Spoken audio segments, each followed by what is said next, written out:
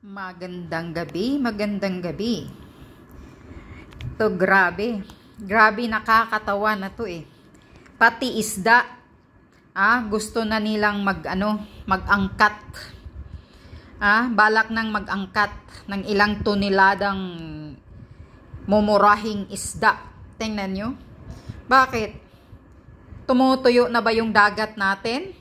Or lahat ng isda ay nagpunta na sa China? Grabe, katarantaduhan to. Maniniwala kaya kayo na mauubusan tayo ng isda? Yan ang pinaka-imposible. Ang Pilipinas na napapaikutan ng malaking mga isla, malaking dagat, Pacific Ocean andyan, at mauubusan daw ng isda. Panluluko, panggagago na to eh. Hindi ka pa paniwala itong Department of Agriculture natin. Ang saya-saya na naman ng mga importer.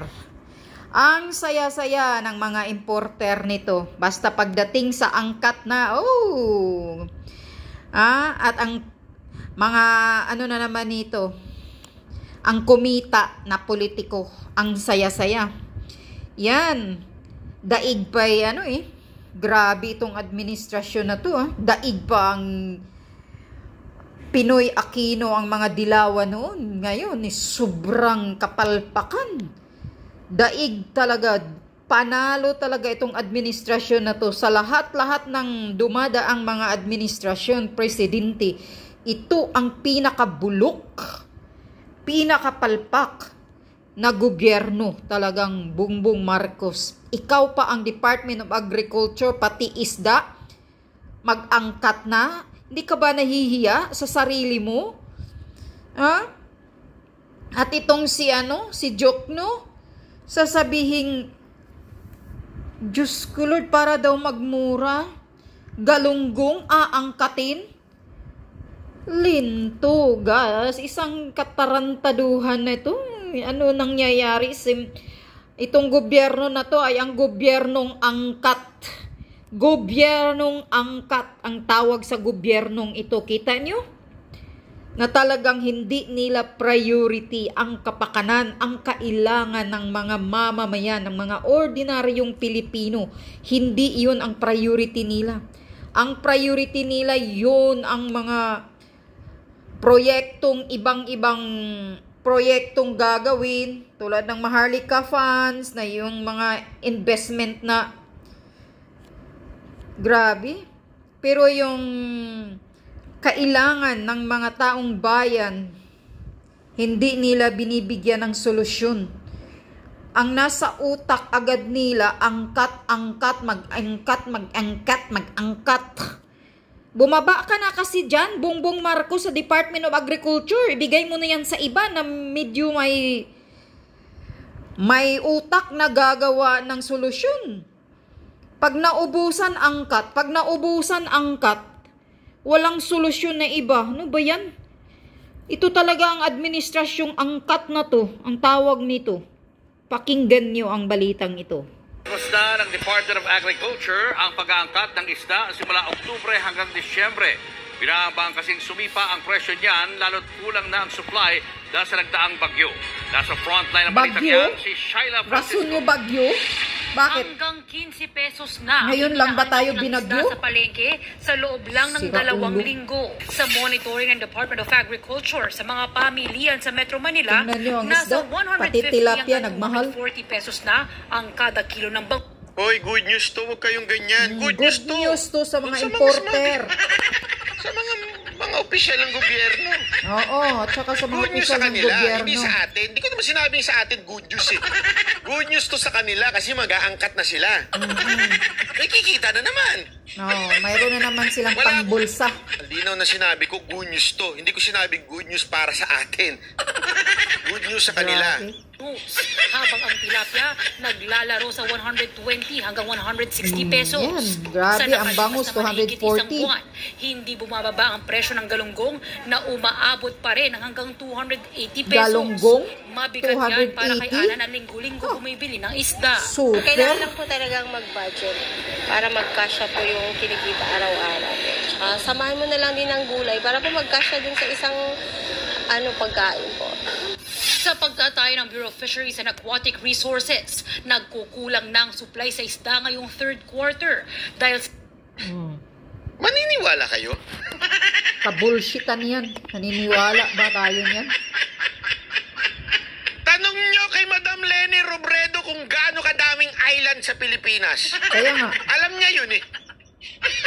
napalibutan ng dagat, maubusan ng isda, kagaguhan. Sabi nga tayo ang bansang puro island na papaligiran tayo ng tubig-tubig.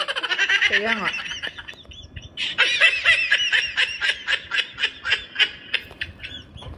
May imagine mo, magkukulang tayo ng isda? Kaya nga. Hindi, Puro seryosong tanong kabullshitan. to. Ito, napakasimpleng tanong na ewan ko na lang kahit siguro grade 5, grade 2, alam ang sagot eh. Siguro kahit si attorney toxic, alam ang sagot eh. Tayo ay bansang napapaligiran ng tubig. Talagang grabe. Kaya nga, di ba, how many islands? Ika nga ni Madam Leni Robredo. Di ba? Ilan islands tayo? Tapos, masasabi natin kulang tayo sa isda?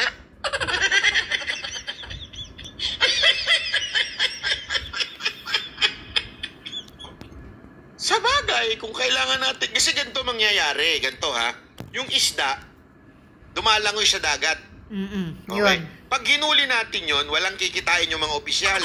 Yung farmers ang kikita. So kailangan, yung mga isda na yon, i-export natin sa China. Tapos sa China, i-import naman natin. Yun, may kikitain na yung mga opisyal. Kaya nga. Hindi natin alam kung sino yung mga opisyal na yun. Ha? Wala akong tinutukoy na opisyal dito. Ang saya-saya na rin ng mga opisyal ngayon. Angkat. Kailangan yung mga isda lumangoy papuntang China. Mula sa Pilipinas, puntang China.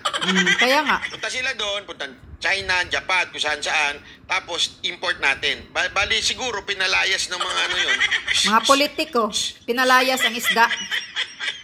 sa epekto ng mga nagdaang bagyo, lalaki pa ang kakulangan pagdating ng Oh my fourth God, quarter. nakakatawa. Tapos, alam mo kung anong sagot ng mga insimada vloggers? Yung mga auto-defend. Sasabihin nila, fake news ka ba? Kita mo, bagyo ang dahilan. Kasi may bagyo. Kasi ngayon pa May tayo global binagyo. warming. Ayun ang agad sagot nila eh. Alam mo, sa totoo lang, ngayon lang ho ba tayo tinamaan ng bagyo? Oh, kaya nga.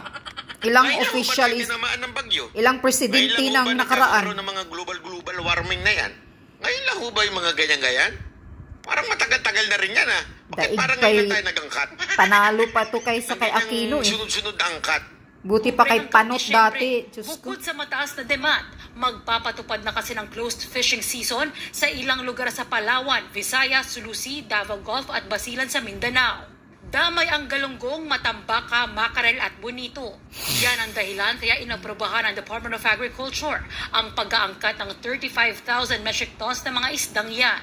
Magsisimulang mag-issue ng permit sa Oktubre at dapat makarating ang supply bago ang January 15 deadline. 35,000 Binabantayan tons. natin na hindi magkaroon ng gap or kakulangan doon sa supply ng isda sa ating mga wet markets, lalo na dito sa Metro Manila. Kaya ito yung ginagawang hakbang ng pamahalaan. Makatutulong Pamahalaang sa supply angkat para nga kayo mapababa eh. ang presyo ng isda, lalo sa Magkasab... galunggong. Ay, Diyos Oras ko na Lord, dumating ang magkaparehas imported na kayong lahat. galunggong, maibebenta ito sa 180 hanggang 200 pesos kada kilo. Mas mura ng halos 100 kumpara sa mga presyuhan ngayon. Hiling lang ng mga tindero, sana makarating din sa kanila ang murang galunggong, lalo't karaniwan pag may mga import. Ay! Sabi nito ni Darren, boss, yung kape angkatin na. Magkakagulo tayo niyan. Pati kape angkatin. Mangyayari nyo. yan, pati kape, Uy, matagal mag-aangkat na na. angkat yung kape, Sa Starbucks. Hintayin natin, di ba mangyayari yan? Biro lang ha. Lahat na aangkatin. Limitado lang ito at hindi lahat ay nababagsakan. Ang grupong Tugon Kabuhayan naman, naniniwala mapipigilan sana ang shortage at pag-aangkat. Alam mo, ultimo nga tilapia. Alam mo ba, nasabi nga ng tatay ko, wag daw ako kumain ng tilapia.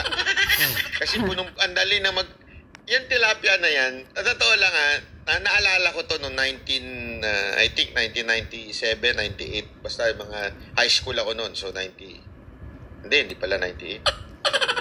95 pala, college na ako. 92. Mga 1990s. naalala ko meron nag-alok sa akin na kapitbahay namin. Sabi niya, uy, mag-alaga ka ng tilapia. Bibili ka lang ng meron kami ditong mga tilapia. Bibili ka lang ng karton, tapos lalagyan mo lang ng tubig, fresh water lang, tapos mabubuhay na yung tilapia. Tapos ang bilis nilang dumami, bibigyan mo lang sila ng gamot. Totoo. Yun ang sabi sa akin, ewan ko, sabi nga ang tilapia madaling mabuhay yan. Madali, pakainin mo lang ng mga chemical yan. Madali lang yan lumaki ang tilapia. Gusto, hindi naman ako kakain din. Sabi nila. Kahit tanong yung siguro yung mga kakilala nyo, di ba? Tilapia na yan. Sabi nga, yung lola ko, di ko makain ng tilapia kasi nga, di ba, kahit saan nabubuhay ang tilapia na yun, mantakin mo pati yan, nagkukulang tayo. Yun nga nakakatawa. Di ba kayo doon? Parang, ang dami niya sa sementeryo, yung pati yung tawag doon. Pati yan sa mga kanal-kanal, nabubuhay yung mga isda dyan. Kalukuhan.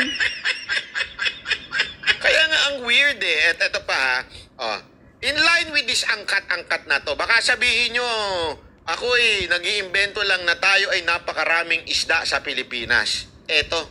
Ayan, lumabas ang balitang isa. Sa ganda ng tanawin, busog pa ang sa Palawan. Sa dami ng seafood. Seafood bounty sa Palawan. West Philippine Sea. Ito sa Pilipinas at ngayon din binalita to. Sabay ng pag-angkat ng isda. Tuklasin natin ang Tingnan yaman nyo. niya sa pagtutok ni Chino. Di ba nakakatawa upang gagago? Paraiso sa Adman Lumingon dahil sa ganda ng mga bahura at isla. Pero, bukod yan, ang West Philippine Sea. May music kasi, titigil-tigil natin.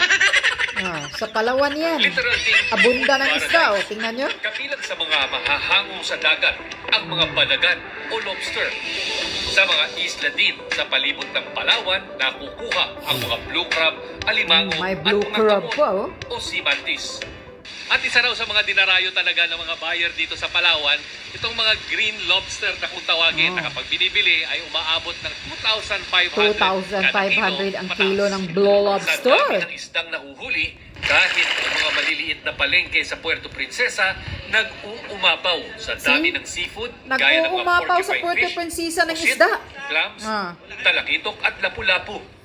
Sa loob Yan, ng balyaran baka ito, galing sa Puerto makikita Princesa nang ang iangkat first nila. class Kunyari, iangkat sa isda ibang bansa. na dinideliver Naku, sa mga fish dealers halos paggagago. araw-araw dito sa Puerto Princesa, Palawan. Gaya ng grouper na ito na kung tingnan tawagin nyo daw ang grouper, ay ang laki. suno. Kaya ayon sa mga mangingisda rito, importanteng mapangalagaan hindi lamang ang kalikasan, kundi pati na rin ang teritoryo kung saan nakukuha ang mga isda tulad dito. Sa datos ng PFAR, mahigit 275,000 metric tons ng fishery products ang nanggagaling sa West Philippine Sea kada Tingnan nyo, taon. Katumbas ito ng halos 275,000 metric 7% tons. ng production sa buong bansa. Daming Mas isda mahigit niyan pa sa sana Palawan, ang mga tingnan nyo. nakukuhang isda kung lahat na parte ng karagatan ay malayang puntahan ng mga mangingisda. Ang balita na to, para sinasabi nila, tinitrigger nila yung sa West Philippine Sea na ayusin, bla bla bla. Ako, ang gusto ko lang ipakita dito sa channel, sa balita na ito, marami tayong isda. Correct. Marami tayong isda. Sino bang maniniwala? Ang mga farmers natin. Farmers. Hindi lang talaga mangingisda. ginagawa Farmers ka kayo ng ngayon. gobyerno natin ng kanilang trabaho na tulungan ng mga mangingisda. Okay? Hindi tinutulungan itong mga, hindi pala farmers, itong mga mangingisda natin. Kaya Hindi nga. ho tinutulungan na dalhin mula doon sa dagat, pagpunta sa palengke, o di kaya from province, dalhin sa Metro Manila. Naintindihan niyo ibig ko sabihin? Hindi, sabi ko nga, hindi nga farmers. Nagkamali lang ako. Tao lang, bakit ba? Kailangan ba kayong perfect lagi? Hindi nila pinalagaan yung mga mangingisda natin ibig ko sabihin? Dapat bigyan tulong. Meron tayo niyan. Kailangan lang gawa ng paraan ng gobyerno kung paano mapupunta sa ating plato. Ganun lang kasimple ho yun. Hindi ko sinasabing, alam mo yun, yun Kaya, kasi, alam mo, di ba, sabi nga nila sa Japan, kasi ang itsura ng Japan, di ba, ganon. Ganon din tayo halos tayo nga, in between may mga tubig-tubig pa Di ba? So sana may mga nakukuha-kuha pa doon. Ang Japan nga ganun eh. Oh. Ibig sabihin, island din sila. Island din tayo. Bakit sa kanila? Sagana sila. Kaya nga. Sa isda. Kasi may sistema sila para dalhin sa syudad yung kanilang mga isda. Yun. Sa atin, bulok ang mga sistema mayor lahat ng ng isda. Pilipinas. Pati isda. Nauubusan daw. mayaman si Mayor, lahat ng ani, bigay kay Mayor. Oh, ayan. Kay Mayor, kasi may bisita. Lahat ng masasarap na isda. Di ba dapat nandoon may kay sistema rin ng Congressman. gobyerno na kung saan tutulungan yung mga mangingisda natin na madala sa palengke, madami, tapos ma-import papunta sa cities. Ganun Kaya sana eh. Wala eh. Bakit? Bakit walang gumagawa nun? Paano na ba? Hindi na tayo makaangkat. Yun nga. Yun, andyan dyan na lang. Yan ang gobyernong angkat. Nakakahiya, nakakatawa. At hindi ka pa kapaniniwala. Pati isda, mauubusan tayo ng isda. Ayan balita sa Puerto Princesa sa Palawan. Sagana, abunda ng isda. Ano yan? Ha? Wala lang kasi kayong pakialam, gobyerno. Kuyakoy lang kayo. Tanggap kayo ng budget. Ang nasa utak ninyo, puro angkat. Nakakagigil kayo. Nakakahiya, gobyernong angkat. Pati isda iaangkat. Mga BS kayo. Sabi pa ni Maharlika. Mga BS tangina. Kagigil.